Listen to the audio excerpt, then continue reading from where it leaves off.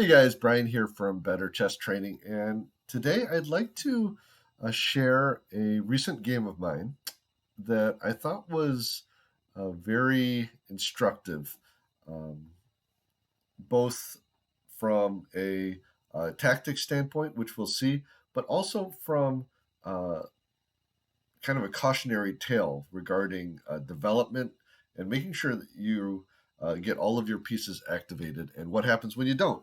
So let's get started here. This was played in online on chess.com, and nice time control, 90 plus 30 as part of Chess Dojo's um, various activities. We have a classical tournament where you can schedule with your opponent each week, and be able to play a nice long game. So, anyways, it's good to take advantage of this, and here we go. My opponent played white e4. I played e5, knight to f3, knight to c6, bishop to c4, and knight to f6. I'm sorry, before I played knight to c6. Knight to f6 is the two knights defense, and I think I have a couple videos on this. It's one of my favorite openings to play with black. I feel I understand a lot of the themes and concepts, and again, we'll see how that turns out here. Okay, knight to g5. This is one of the main moves. Just for a little context, some of the other main moves, d3, after which you can play, I play bishop to e5, but bishop to c5 is also played, and that is a little bit quieter, but also a good choice for white. And d4 is also played. I believe this is called, I want to say it's, could go into like the Scotch Gambit, or this could actually transpose into a lot of different openings. But here, knight to g5 was played, and I played the main move, which is d5. E takes d5, attacking my knight. And basically here, I sacrifice a pawn and for a lead in development and an initiative, which we'll see. Knight to a5, bishop to b5 check, c6, d takes c6, and b takes c6. And so here, white has a few different options. Bishop to e2 is one. Queen to f3 with kind of a trap here. If we take with the bishop, then we lose our rook, but that leads to interesting games. And what my opponent played in the game, which is bishop to d3. This is actually the main move. Now, the main move for black here, which is recommended, I believe, by Jan Gustafsson in his Chessable course, is knight to d5. But I play a different move. It's also, it's not uncommon, but it's probably definitely not as popular by far. It's knight to g4. I actually have another video on this where I won a very nice game in this line, possibly because the players with the white pieces are not sure what to do. So I think that is what is helpful here. So helpful for me playing black. In any case, the main move here for white, just to show you, is knight to e4. And then, but f5 follows. And here, interestingly, bishop e2, counterattacking instead of moving the knight. I think what happens is a lot of players play something like knight to g3, and then they get into a ton of trouble here because white now has a huge attack. This actually might have happened in one of my other videos. If I find that video, I will put a link in the description below. But I won't get too far into the main line here, but just play a couple moves here. H5 is played so that now we're again threatening. h3, and then there's this trade of knights. So this is goes into there's a lot of theory, and the line goes pretty deep, and it's pretty forcing. So we won't go too deep into that today. But instead, my opponent plays kind of a natural looking move, but ends up being a blunder, and that's knight to f3. Actually, it's not like a total blunder in that he's totally lost here, but it's a mistake in that he's, because he doesn't know the theory or understand the position fully, I'm able to get a huge initiative here, which I don't fully take advantage of, as we'll see, but it leads to a nice position.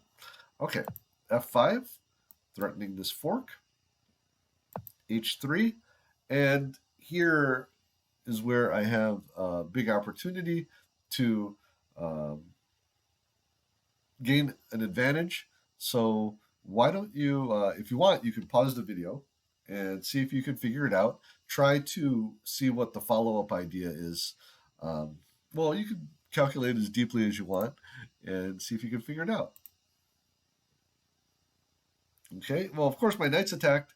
One idea is to just counterattack, but instead I take here on f2, exposing black's or white's king. King takes f2, and here I play bishop to c5 check. So now the king is not able to kind of hide here on the king side. He's forced back, well, not totally to the middle, but he's going to be exposed, and we'll see what happens here later in the game. Well, here I play e4. And he plays queen to e2, pinning this king. Now, I analyze this a little bit in depth, and I guess here what I should have played is I should have castled here. But I was worried about this bishop to c4 check getting out of the pin. Now, a mistake would be to play knight takes, because then we have queen takes, and now it's me who's getting into a little bit of trouble. Instead, here, king to h8. Now, the problem is once, if the knight goes to safety, let's say king to e1, then we have queen to h4, and now we're threatening here, and some computer analysis here. g3 is the best move, and we're just winning a pawn, and again with the same threats here. This fork here, even if we taking away the threat, here we're actually down a whole piece, but we're gaining all of these pawns with these threats, and at least from the analysis, it looks like black is winning here. Okay, but instead I played something different, which wasn't horrible, but didn't fully take advantage of the situation. I unpinned my pawn here with queen to e3. Okay, white chose to save his bishop or save his knight with knight to e1, but this allows e takes d3. Actually, by the way, white queen to e7 is not the most accurate move. Like I showed you, castling would have given black a big advantage, and the reason why is here is that white actually gives back the piece, but continues his development with something like knight to c3. Then after e takes d3, queen takes e7 check, king takes e7. White has some structural issues, but at least he's getting his development out, and now he has a chance to fight back a little bit. Okay, knight to e1 was played, e takes d3, queen takes e7 check, and here the engine tells me that it's better to take back with the bishop, slightly better to take back with the bishop. But the way I see it, my king is not as in much danger, and I wanted to keep this bishop kind of restricting his king. So I played king takes e7, knight to d3, and now we're going to start to see here that I'm going with my lead in development with the king position. I'm going to be able to start using this initiative to gain a big advantage. Bishop to a6, pinning this knight. Notice this knight's in front of this pawn, so this bishop cannot develop this way. Of course, he can go this way. Uh, Instead, he chooses to develop his knight, and here I play rook a to d8, eyeing this. Now I can win again. I'm down a pawn, but in these types of games, you don't want to necessarily just regain the material if you can use that lead in development to get even bigger advantage. Okay, a3 was played, planning this. So preemptively, I just dropped back here to b6 because again I wanted to maintain this. But here, I actually missed an opportunity. So what I want you to do is pause the video and see what you would play here, or what you saw what I played. I played bishop to b6. Is there a better move? See if you can find it. I'll give you, well, take as much time as you want. Pause the video, and then come back and I'll show you. Okay, here, missed a golden opportunity. I saw this in the game, but I didn't see the follow-up move, which is why I didn't play it. And it's rook takes d3. And here's the idea. C takes d3. Bishop takes d3 check. You could either go back with the knight, but king to e1 seems like a natural move as well. And here, knight to b3. We're either going to win the bishop or we're going to win the rook. And so let's say he saves his rook. This is, look at the square. Not a great square for the rook. And then we win the bishop. And basically, we won two great pieces for our rook. This, I think, would lead to a big advantage. This rook's going to take some time to get back into the game. And we should be pretty good. This rook's going to come to the e file. Great position for black. Okay, bishop to b6 is played. King to e2. So trying to, I don't know, centralize, or he's protecting his knight here so he doesn't lose a pawn. Okay. Here, I see this huge hole here. And this is sort of one of the key lessons here in this game is I think white missed a boat earlier to try to free his bishop. And now he's never going to get the chance to do so. So here, and I had to consider this because with this next move, I am giving up the two bishops, which I enjoy playing with, but the so I had to calculate quite a bit here. So the next few moves here, I actually calculated before I played this move here. Okay, bishop takes d3 check. C takes d3. And here, knight to b3. Blockading this pawn. We can see these two pawns are going to take a little time to move. And this rook is trapped. This bishop is trapped. Okay, rook to b1, saving the rook. And here, king to f6, getting out of the way so I can bring my rook in. King to d1, he's planning on going here. Rook h d8. Now here, by the way, what I had planned on doing, what did I plan on doing here? If he played king to c2, I think my idea was to maybe just drop back here. And now he would get his bishop out this way. I can't fully remember what I was going to do here. Okay.